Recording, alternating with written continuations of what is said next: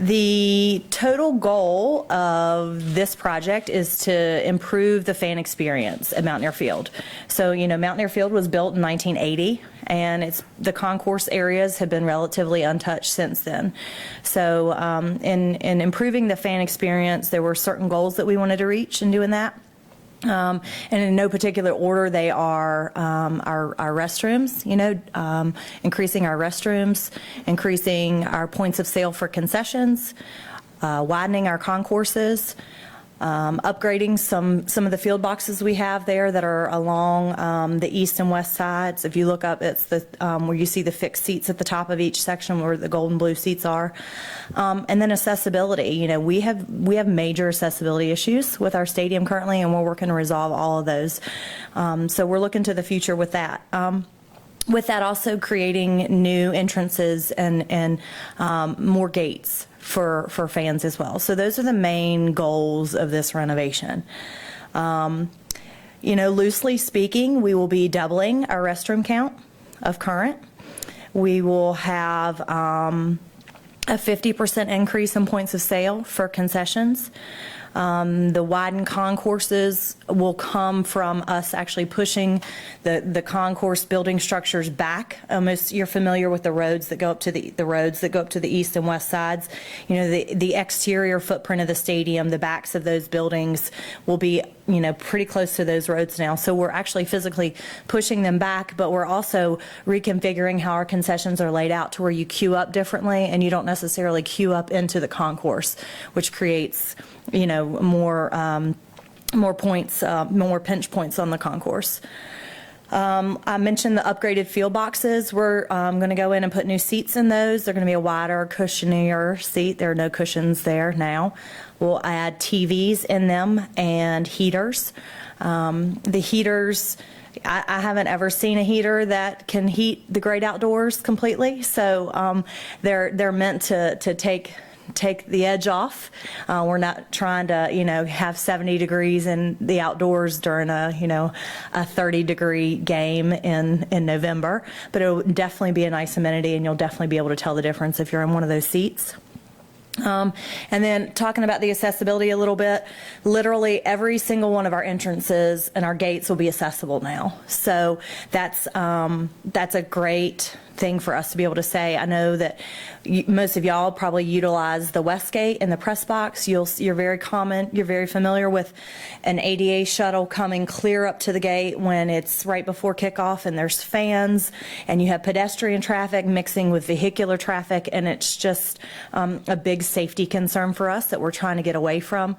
So we're creating new gates on both of the four corners, so sort of the northeast, northwest, southeast, southwest areas that'll have elevators, that'll have ramps, that kind of thing, to where when you come up to any corner of the stadium, you're going to be able to access it if you are a person with a disability.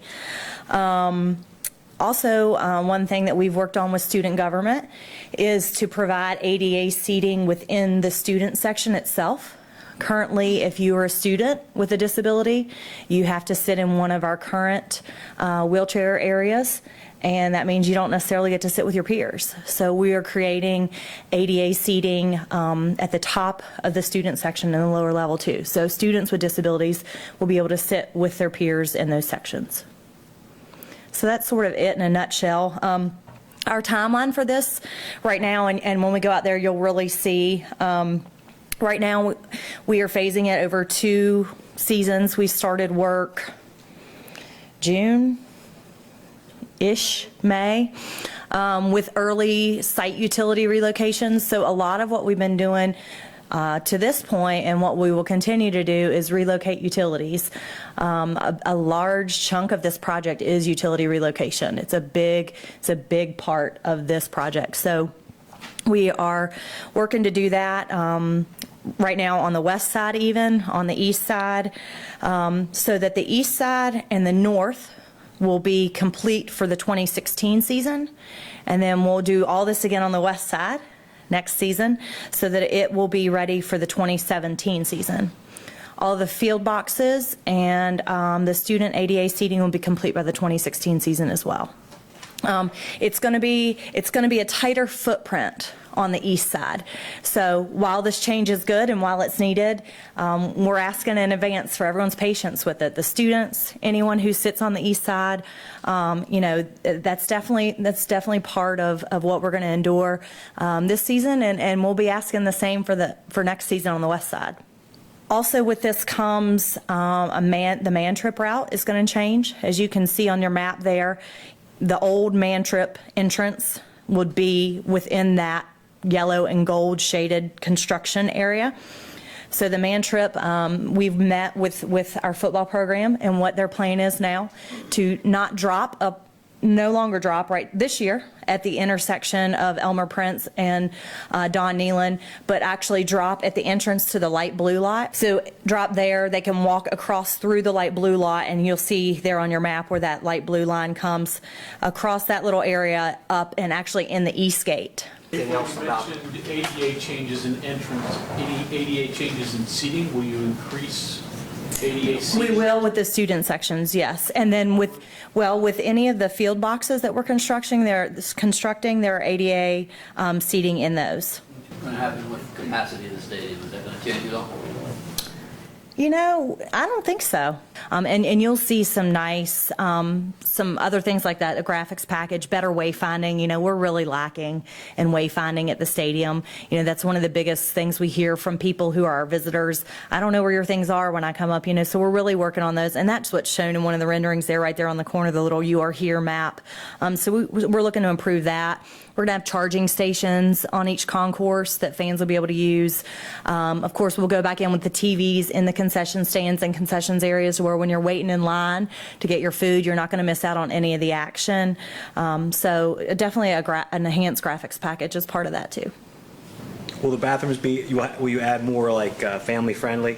Well, all the bathrooms will be accessible, and then we'll have family restrooms as well as part of this plan. Updated first aid rooms, those kinds of things. We'll have some additional storage rooms for the seat back sales, the chair backs that are just sort of hanging out in the middle of the concourse now. We're trying to get them corralled. The current merchandise counter, as you know, it will go away. They will be moved into a different area as well to sell merchandise. So. April, with a project this massive, do you believe it can kind of create a snowball effect into other things that you guys may upgrade in coming years? Oh, absolutely, and we're already working on upgrades for the Coliseum complex. That's part of the bond initiative as well. Price tag on this, 55, we've heard, is that million? Does that sound right for the football stadium? 45. Is there any stadiums or peer institutions that you use to kind of gauge the things we needed to do to improve the concourse? So we always do that with our projects, and it helps with people, when we go on the road and we say, oh, well, we like what they had here, and then we find their architect and talk to them. So we do that with things as down to, we like the way their concession signage looked, or the way their TVs looked, or their counters, those kinds of things. So we're doing that all the time. Mm-hmm. So this is kind of a combination of a lot of different and that what the end product is going to be is a culmination of our needs. So we did a programming study, and that's what you do when you start any major capital project, is you do a programming. What do you need? And this is a result of what we need.